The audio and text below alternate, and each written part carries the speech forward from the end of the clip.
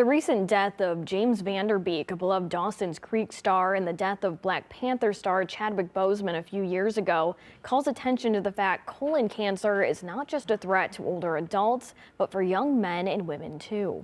WIFR's Alyssa Kelly meets with a Rockford area gastroenterologist who puts an emphasis on the importance of colonoscopies.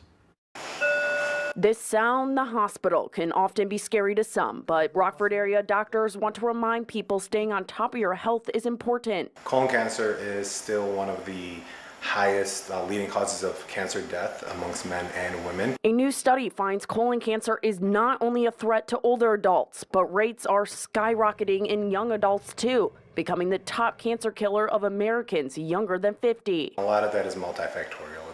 It's a multifactorial phenomenon that has to do a lot with metabolic disease, obesity, processed diets, diets high in red meat, alcohol consumption, smoking, all of that plays a role. But since the onset of colonoscopy screenings for colon cancer, experts say they have seen a decline in deaths in the older population. So that tells us that screening works. Dr. Thayer Hamuda says most people who come in for colonoscopies do not have any symptoms. He says this does not mean that there's nothing happening in the colon. And it's one of the only cancers that we can find the precancerous lesions, meaning the polyps that we look for are what can grow and turn into cancer. And when you do a colonoscopy, it's not just to detect those lesions, it's to remove them, to reduce the risk. He adds many question the difference between colonoscopies and DNA stool testing. He says both are options. Talk to your doctor, talk to your gastroenterologist. Any screening is still better than no screening. In the state line, Alyssa Kelly, WIFR News.